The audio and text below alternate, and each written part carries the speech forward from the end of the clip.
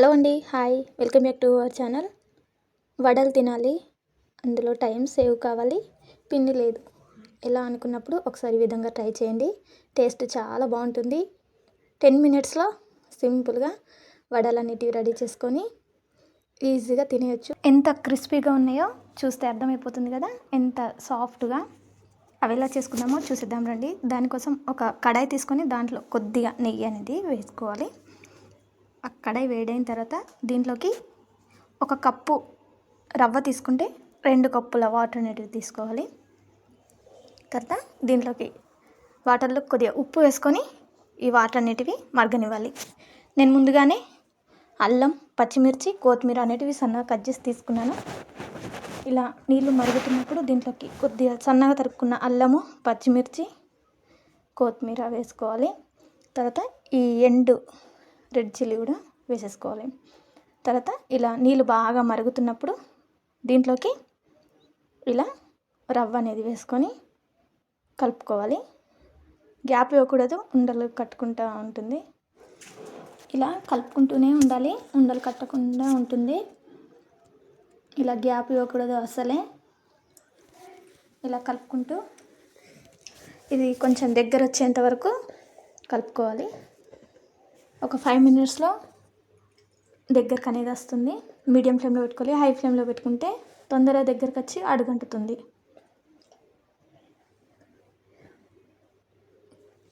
ఇలా కలిపేసుకొని కొంచెం దగ్గరకు వచ్చిన తర్వాత ఒక 2 మినిట్స్ అట్లా గ్యాప్ ఇవ్వాలి. ఇంకా దగ్గరకు వచ్చేస్తుంది. చూడండి ఎంత సాఫ్ట్గా అవుతుందో. ఇలా గ్యాప్ ఇచ్చేసి ఇలా దగ్గరకు వచ్చేసింది. చూడండి బాగా గట్టిగా అయిపోతుంది. ఇలా దగ్గరకు వచ్చిన తర్వాత కలుపుకోవాలి. మళ్ళీ ఒకసారి స్టవ్ పైన పెట్టుకొని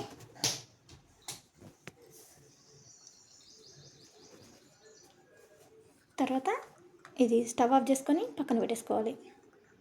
ఇలా పక్కన పెట్టేసుకున్న తర్వాత దీని నుంచి పైనుంచి ఆయిల్ అనేది వేసుకోవాలి. ఆయిల్ వేసుకొని ఒకసారి ఇలా కలిసేటట్లు కలుపుకోవాలి. ఆయిల్ వేసుకోవడం వల్ల సాఫ్ట్గా వస్తాయి, ఇట్లా విరగకుండా ఉంటుంది. కొంచెం ఆయిల్ ఎక్కువ వేసుకుంటేనే బాగుంటుంది.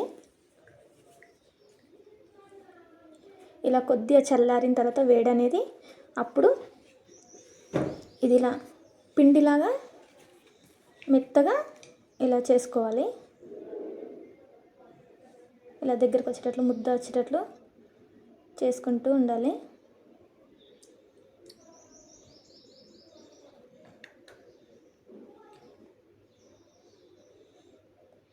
ఇలా దగ్గరకు వచ్చిన తర్వాత మళ్ళీ కొంచెం పైనుంచి ఆయిల్ వేసుకొని ఇలా సాఫ్ట్గా అయిన తర్వాత చేతులకి ఆయిల్ అనేది అప్లై చేసుకొని ఇలా పిండి కొంచెం ఇట్లా అనుకుంటూ ఇలా రౌండ్గా బాల్స్లా చుట్టుకొని ఈ వడల షేప్లో ఒత్తుకోవడమే. ఇలా అన్నీ ఒకేసారి చేసేసుకోవచ్చు, ఇంకా తొందరగా అయిపోతుంది. చూడండి ఎంత బాగుందో చూడడానికి అయితే కదా. తర్వాత మిగతా అది కూడా ఇలానే చేసేసుకుంటున్నాను. చూడండి ఇలా నేను ఒక ఆయుమందం అనేది చేసుకుంటున్నాను. ఒక 5 అనేది చేసుకొని ఇలా పక్కన పెట్టేసుకున్నాను. మిగతావన్నీ ఇలానే చేసుకోవాలి ఒకేసారి. ఇలా చేసుకున్న తర్వాత పక్కన స్టవ్ ఆన్ చేసుకొని ఒక కడాయి పెట్టుకొని దాంట్లోకి డీప్ ఫ్రైకి సరిపడా ఆయిల్ అనేది వేసుకోవాలి. ఆయిల్ బాగా హీట్ అయిన తర్వాత ఇవి ఇందులోకి వేసుకోవాలి. ఒకటొకటిగా స్లోగా వేసుకోవాలి, విడిపోకుండా ఉంటుంది. లో ఫ్లేమ్లో పెడితే బాగుండవు, కొంచెం హై ఫ్లేమ్లో ఉంటేనే తొందరగా ఇదవుతున్నాయి.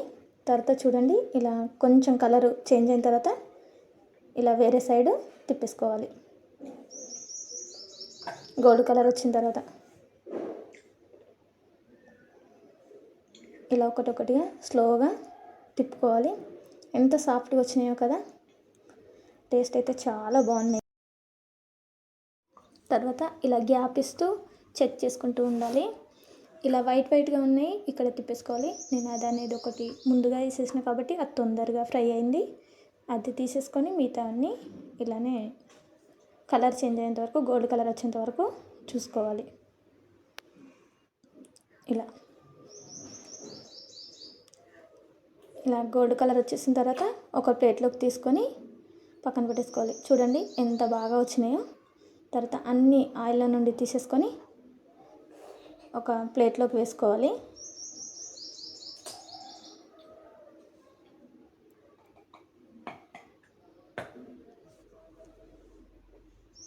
తర్వాత